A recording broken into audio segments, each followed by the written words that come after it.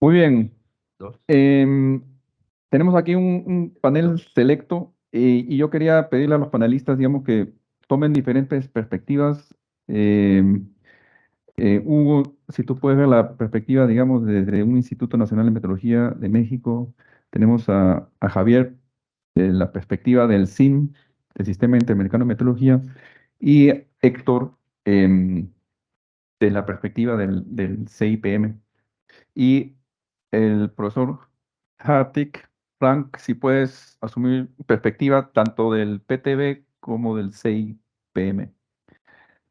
Em, eh, hemos escuchado en todas las exposiciones, digamos, todos los cambios que van a haber y eso también se va a repercutir en esa... ¿Ah? Frank, Pardon? Ah, can you hear us? okay. Do you have translation over there, or should we speak Yeah, Spanish? so I need a translation, sorry. Sí, bueno, entonces, solo le voy a hacer las preguntas en inglés porque tampoco hay traducción al español. Entonces, so Frank, we will make the questions here in Mexico in Spanish, and then I will ask you in English.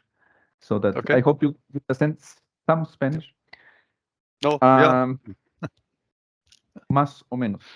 Ok, entonces, hemos visto de las diferentes presentaciones, digamos, que va a haber cambios en la metodología y también va a haber cambios en los roles de la metodología en la industria, en los laboratorios secundarios de calibración y en los institutos.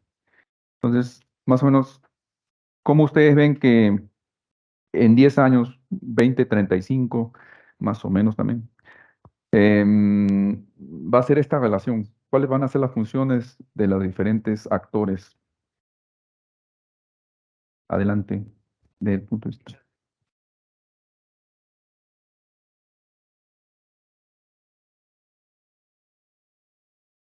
Bueno, ahí sí se escucha. Gracias, Alexis. En 10 años, lo que yo veo, como bien mencionó Frank Hartig, en 5 o 10 años vamos a tener inteligencia artificial general. Lo que veo ahorita, los esfuerzos que tenemos que nos están pisando ya están encima de nosotros de digitalización.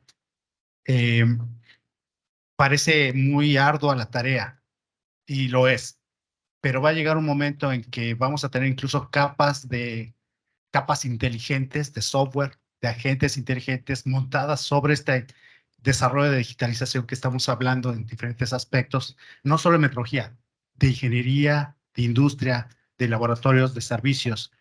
Y esas capas inteligentes nos van a permitir comunicarnos directamente con las máquinas sin necesidad de XMLs. Esos van a estar por abajo, como las señales de los sistemas nerviosos que tenemos biológicos. Vamos a tener esa comunicación a nivel de XML, pero realmente vamos a poder comunicarnos directamente con la máquina en lenguaje natural, nos va a poder ver, va a ver nuestra preocupación, tenemos prioridades, y esa inteligencia general artificial va a poder definir cómo procesar mejor y hacer los ajustes en cada componente de la infraestructura de calidad, llegando hasta la industria. Es lo que yo veo en 10, 15 años. Oye, y esos cambios, digamos, a nivel de SIM entre los institutos, el rol de los institutos, ¿cómo se está discutiendo eso a nivel de SIM? Bueno, casualmente creo que lo que nos presentaba esta mañana, tanto Carlos como Aldo es parte de ese ejemplo. Nosotros a nivel de SIM, a nivel regional, tenemos que, en base a esa visión que bien menciona Hugo a nivel nacional, tenemos que elevarlo a nivel internacional entonces.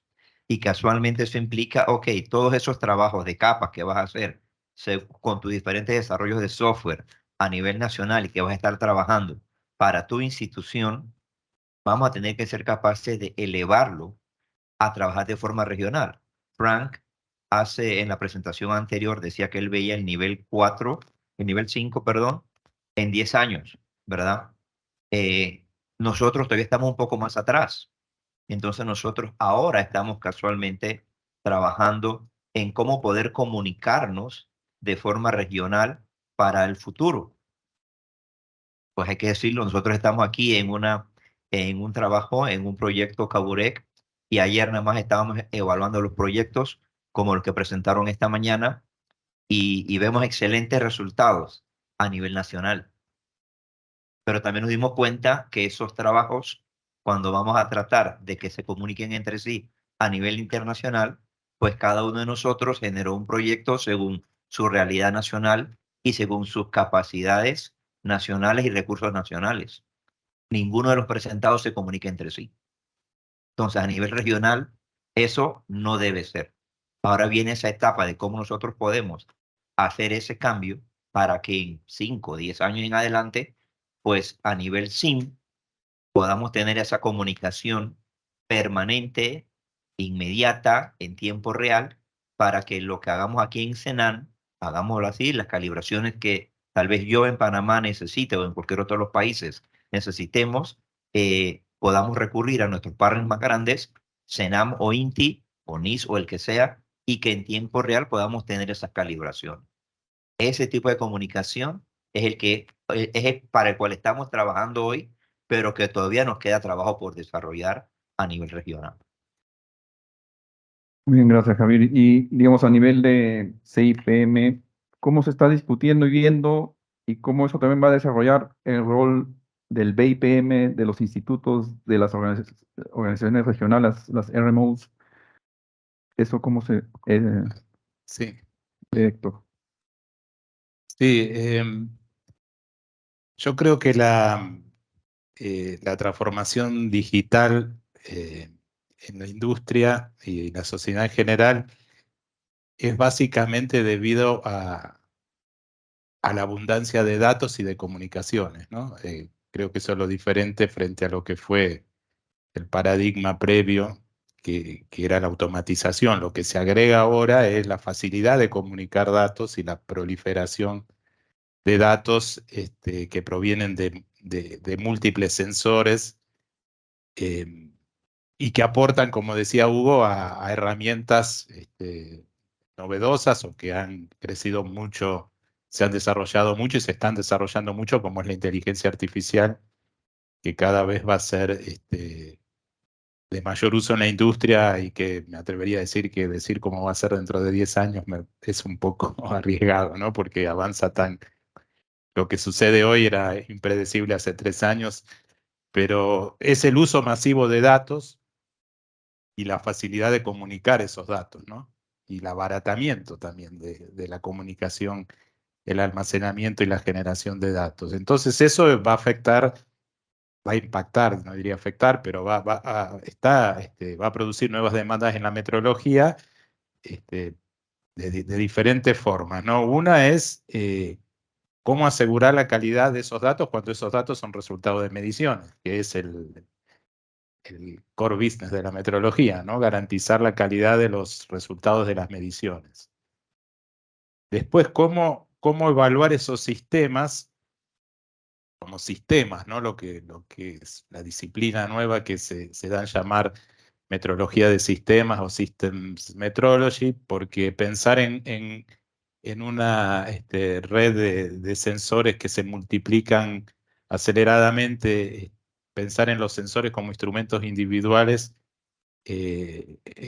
también se vuelve poco eficiente, ¿no? Y hay que empezar a pensar en esos sistemas como un conjunto. Y después, lo que señalaba Hugo, también cómo la metrología, digamos, cómo el desarrollo de aplicaciones de inteligencia artificial que usan resultados de mediciones, que se alimentan con datos de entrenamiento, de testeo, que son datos también de resultados de mediciones, cómo la calidad de esos datos o la incertidumbre de esos datos impacta en las decisiones futuras que van a tomar esos sistemas de inteligencia artificial, ¿no? Entonces, todas estas demandas requieren también que la comunidad internacional de la metrología adopte medidas para garantizar esa confianza, como señalaba Frank en su presentación, cómo ser el anchor of trust, o sea, el ancla de confianza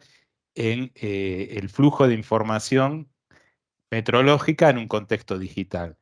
Que si lo pensamos fue el mismo origen de la convención del metro del CIPM, pero en un contexto de comunicación entre humanos, ¿no? O sea, fines del siglo XIX, había un incremento ya en ese momento del comercio internacional, hasta de fabricación en distintos países de productos industriales, y había una necesidad de establecer confianza en los resultados de las mediciones, un lenguaje común para comunicar los resultados de las mediciones, y ese es el surgimiento de la Convención del Metro y del CIPM, ¿no? Que dio origen primero al sistema métrico, después al Sistema Internacional de Unidades, y todo lo que hay alrededor, ¿no? Al MRA, el Acuerdo de Reconocimiento Mutuo entre Institutos Nacionales de Metrología, la Key Comparison Database, que hoy es una prueba de confianza internacional para creernos entre los humanos los resultados de las mediciones. Lo que tiene que hacer el BIPM es brindar cumplir con ese mismo rol, pero en un mundo digital. O sea, crear las herramientas para que cuando las máquinas comuniquen resultados de medición entre sí, los certificados de calibración, los certificados de reportes de INSAT, certificados de conformidad, también exista confianza en que esa comunicación dé resultados. Así que un poco creo que ese es el rol del CIPM y del BIPM, desarrollar ese ancla de confianza, ese Digital Framework, ¿no? Ese marco digital para el Sistema Internacional de Unidades que sea de utilidad para todos los laboratorios del mundo y para la industria en general. Y en eso es lo que se está trabajando. Muy bien, muchas gracias. And Frank, Hector mentioned systemic metrology, and I know PTB has also an innovation cluster on systemic metrology. So can you explain the role of this innovation cluster or the vision you have, how PTB will be acting, providing services, and fulfilling the role of a National Metrology Institute from here in 10 years? Yeah, but before I do that, I would like to express my happiness that I see 4 very nice and well-known friends here on my screen. So I'm very happy to see you. Yeah, the second question I have, how shall we manage the translation? Shall I give short information and then there will a translation, or shall I tell the whole story in once? Tell the whole story in once in English. In English, yeah. Okay, Yeah. then I try to don't talk too long the whole story. So Yeah. what we understand when we talk about system metrology, finally is easy to explain, but that is not divided in 2 parts.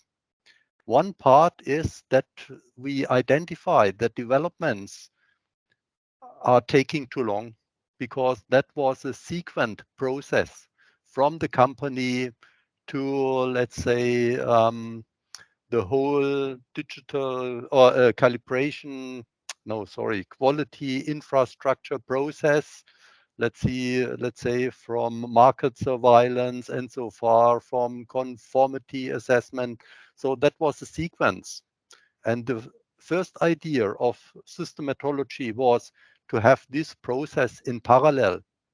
Yeah, so that the new developments don't take several years, so that they in future will take until they come to the market in a short time, in a few months. So that was the first idea. The more important topic, what we understand when we speak about system metrology, is to understand complex systems. So city of the future, sensor networks, machine learning systems, AI products in medicine, and so far. And if we, look in more detail, then we think that maybe we have different areas, but we use maybe the same tools. Let me give a very simple example. Today we use simple operators in mathematics, that is adding, subtracting, division, multiplying. And everybody in the world use these simple things. And the idea is, if we go to more complex, let's say, mathematical tools, to more complex systems, can we use as well a general description to handle these systems? And that is system metrology. Yeah, to understand complex systems, how they operate. And if we speak about system metrology, then we can't avoid to speak about digitalization. So we need communication. And if we speak about communication, then we have to understand that decisions are made by numerical information. And most numerical information are coming from meteorological data. Is it too hot? Is it too cold? Is it too short? Is it too long? Is it too fast? Is it too slow? This information we get from meteorological devices. And therefore, it is important to establish in the responsibility, in the authority, let's say, from the CIPM, from the highest authority in metrology, a very well definition of an infrastructure. We can say, or let's say in simple words, harmonization. Otherwise, it's very, very difficult to manage complex systems. Yeah, that is a proposal to tell it in some short words. Yeah, thank you, Frank. Bueno, los que pensaban que la transformación digital era un desafío muy grande, digamos, lo que acaba de comentar Frank es que eso es la base para el desafío real para la metrología de una perspectiva sistémica. Y es decir, dar las soluciones metodológicas a sistemas complejos, dar las soluciones metodológicas mucho más ágil y dar soluciones metodológicas a smart cities, todos estos sistemas de la sociedad que se van a complejizar y que van a requerir una metodología que dé respuesta a eso. Entonces el desafío está mucho más alto de lo que pensábamos. Ahora, viendo hacia dónde tenemos que ir en la metodología y viendo de dónde estamos partiendo también en los diferentes países de la región, digamos, ustedes, ¿cuáles ven que son los desafíos más grandes que hay que enfrentar? Y creo que lo más interesante también es cuáles son las estrategias que se pueden desarrollar o que se tienen o se deberían desarrollar para enfrentar estos desafíos. Y también de esa perspectiva, ¿no? Desde la industria, laboratorio de calibración, institutos, organización regional, organización internacional. Ahora empecemos por la organización de la perspectiva global. Héctor, ¿cuáles, no sé si puedes mencionar 3 desafíos y las soluciones que se están desarrollando desde las organizaciones internacionales? Sí, ¿no se está funcionando esto? Sí.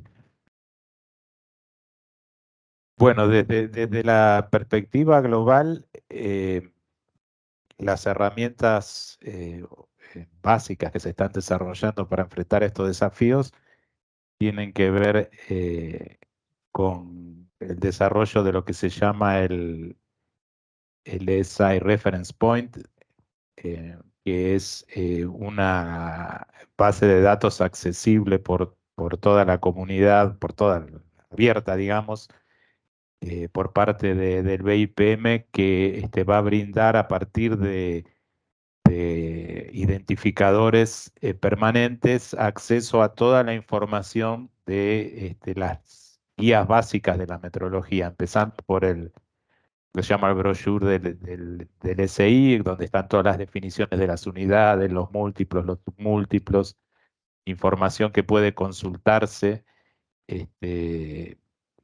directamente por las máquinas. Eso ya prácticamente está.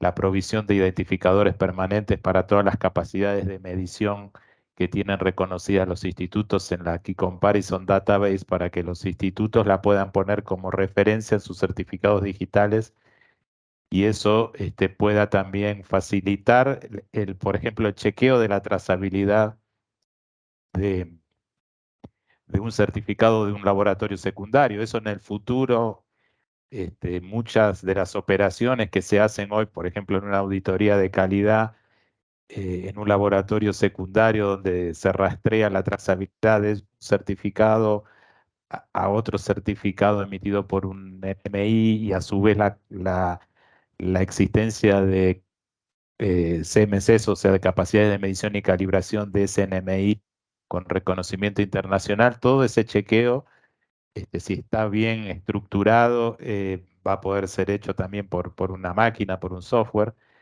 O sea, desde el punto de vista de la comunidad internacional, lo primero es establecer esa base para todo lo que es la documentación básica del Sistema Internacional de Unidades y de las bases de datos del BIPM, para que sean accesibles por las máquinas, ¿no? O por los software. Y después, el otro punto importante es el trabajo conjunto de coordinación con los otros actores de la infraestructura de la calidad y de la comunidad científica internacional, lo que mencionó Frank en su presentación de los signatarios lo que se llama el Joint Statement of Intent.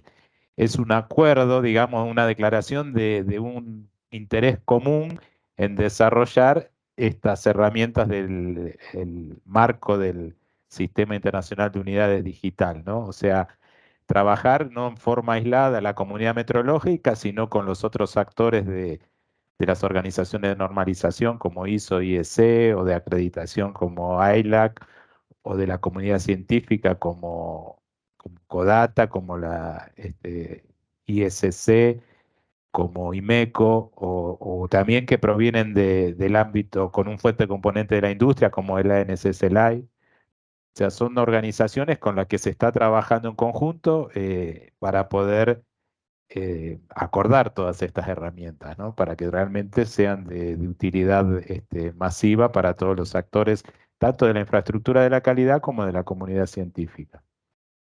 Hay una pregunta. ¿Este Joint Statement se podría decir que es la Convención de Metro Digital o es muy exagerado? Es un poco exagerado. La Convención del Metro es un acuerdo entre Sí, estados. claro. Es un acuerdo diplomático entre estados. Pero para ponerse de acuerdo en En el temas claro, meteorológicos. en usar las resoluciones de la Convención del MED, que se hacen en la Conferencia General de Pesas y Medidas, son como acuerdos entre estados, porque ahí van y votan los países. Acá son organizaciones que juntan comunidades, ¿no? La comunidad científica, la comunidad de normalización, la de acreditación, pero tiene un impacto grande porque es como todos estos actores importantes, tanto de la ciencia como de la calidad, se ponen de acuerdo para establecer un marco común para la comunicación de datos de medición en un contexto digital, ¿no? Entonces, me parece que es importante también. Muy bien, muchas gracias, Héctor. Y de la perspectiva del CIN, Javier, Desde el punto de vista regional, creo que te lo voy a resumir. Dijiste tres retos. Creo que te puedo decir con retos en una visión obviamente industrial, una visión, vamos a decir, de comunicación regional y una visión puramente metrológica. A nivel voy a comenzar tal vez desde arriba hacia abajo. A nivel de lo que es la parte pues regional, pudiera decir que el reto principal está en cómo nosotros como institutos de metrología logramos esa comunicación entre nosotros mismos y también, la parte que acaba de decir Héctor, la comunicación entre la infraestructura y la calidad, porque estamos hablando de digitalización. Cuando hablamos de digitalización, a la larga todo es comunicación. Es cómo nos comunicamos ya no como personas, sino como equipos, con máquinas, con equipos. Hablamos esta mañana de la parte de certificados digitales, en la parte de acreditación. Todo eso va a tener que realizarse o estamos visualizando que se va a tener que realizar de una forma digital. Meaning que todos debemos tener la capacidad, el equipamiento y la competencia para poder leer y entender esa comunicación de forma digital. Eso es un reto que tenemos a nivel regional porque tenemos una gran diversidad de institutos y de laboratorios en todo el continente.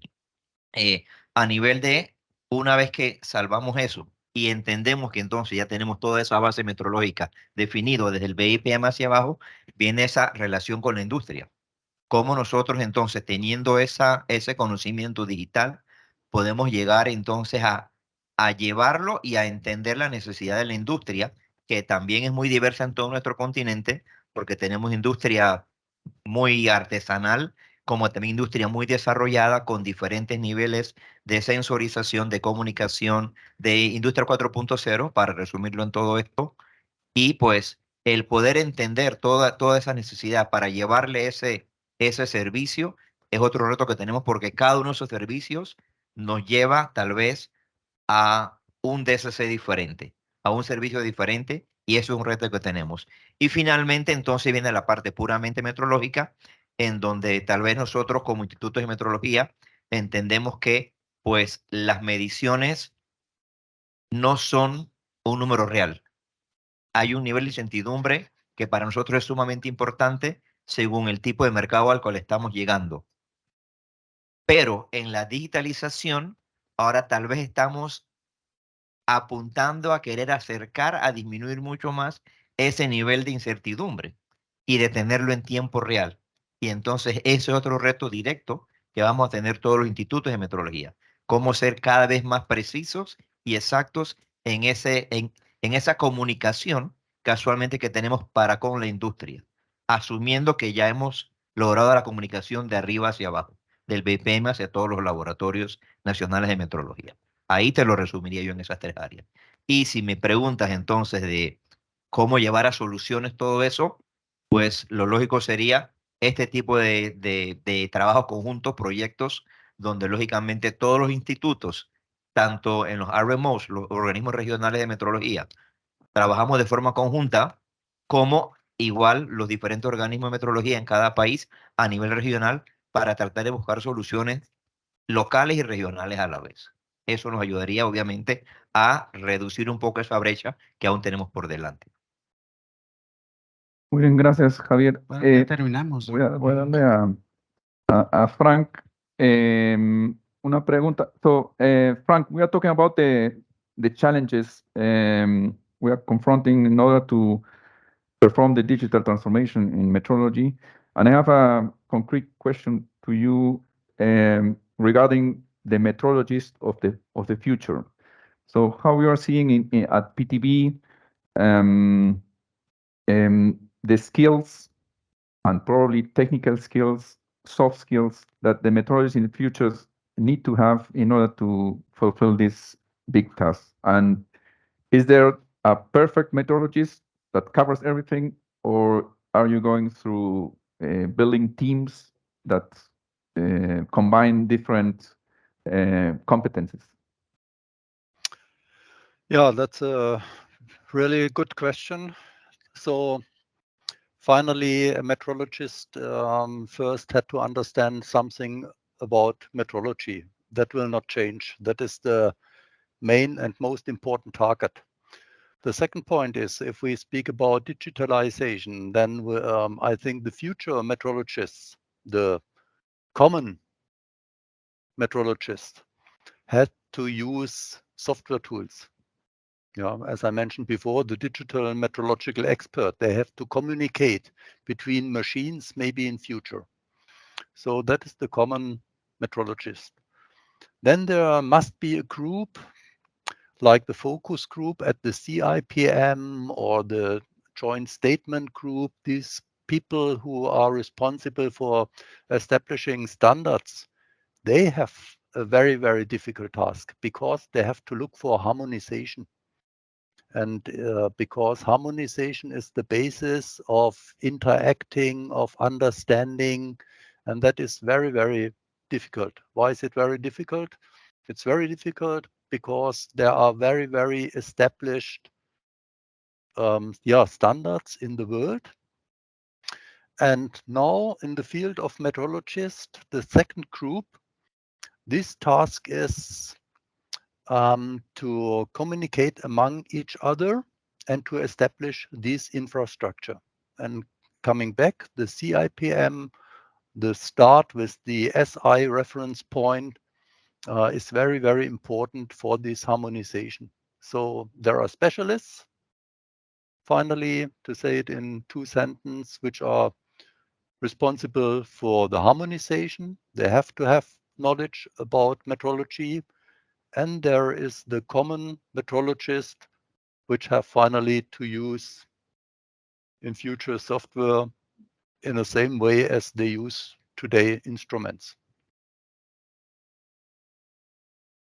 Okay, thank you, Frank. And greetings to Germany. And now, ahora le pedí a Hugo que Hugo, ahora sí, estás libre de usar el rol que quieras como encargado de la transformación digital en CENAM, como el chair del SIM Working Group 14 o como miembro de en las diferentes organizaciones internacionales y también el Focus Group,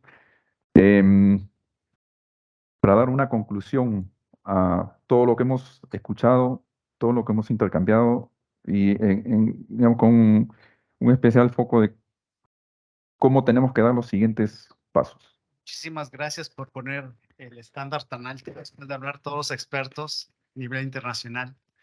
Voy a regresar un poquito con lo que empezó Alfonso Cotera. ¿Cómo hacerlo realidad? Ya hablamos todos de los desafíos y hay desafíos en cómo hacerlo realidad también. Yo les diría o mencionaría ahorita 3 que en este momento vengo recabando. El primero es con la experiencia que hemos tenido estos 2 años del proyecto del BID, el SIM, una parte clave para el éxito de lo que se ha hecho es enfocarse en hacer que sucedan las cosas, ¿no? Porque hay una tendencia, ¿verdad? ¿En qué nos enfocamos? ¿Nos enfocamos en incrementar ingresos, en reducir costos, o nos enfocamos en innovación y producir algo, ¿no? Es un primer enfoque diferente, es un cambio de mentalidad. Y veo que tiene más beneficios el segundo, el de enfocarnos en innovación y empujar a hacer algo nuevo. Es el primero. El segundo reto que veo, y eso le pega a todos, o sea, le pega a normalización, le pega a acreditación, le pega a los institutos de metrología, le pega a la industria. A todos nos pega eso. El otro punto que alcanzo a ver ahorita es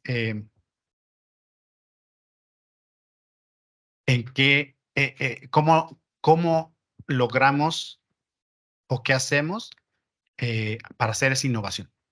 Es un boom la digitalización, y esta digitalización ya hay herramientas allá afuera, hay firmas que se han dedicado y que están capitalizando esto y venden herramientas llave en mano, digitales. Lo que agrega más valor es en realidad apropiarse de ese conocimiento, y entonces la otra alternativa es o compramos una herramienta y le invertimos y tenemos resultados rápidos, o le invertimos a la gente y a generar nuestros propios bienes digitales. O los compramos o los desarrollamos, ¿no? Y veo que tiene más provecho desarrollarlos. Es más costoso, requiere más esfuerzo, requiere más empeño de la gente, más compromiso, pero da mejores resultados. Y nos quedamos con el conocimiento. Y también lo he visto en estos 2 años. El tercero el tercer punto que podría compartir en estos retos, y otra vez nos pega a todos, ¿no?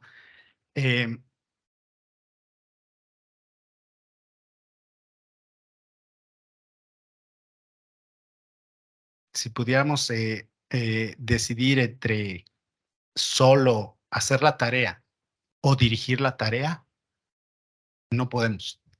Ese es el otro reto. ¿Cómo? O sea, por ejemplo, lo veo aquí en Senan, nos estamos haciendo viejos, pasa el tiempo, ¿no? Y cómo adquirimos nuevos recursos y además con conocimiento digital.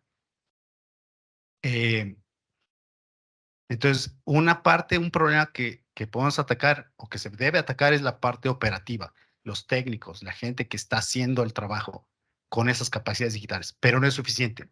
Necesitamos directivos con esa expertise que dirijan con tecnología digital, que tengan el know-how. Entonces pueden mover al equipo completo. Y también lo he visto en estos 2 años en este proyecto. Entonces yo me quedaría con esos 3, que son los 2 extremos, ¿no? Nos vamos con lo que decía, bueno, ya hasta lo olvidé, los 3 que dije, ya quedó grabado, bueno, y lo podemos recuperar. Muchas gracias. Muy bien. Entonces, un aplauso para el panel.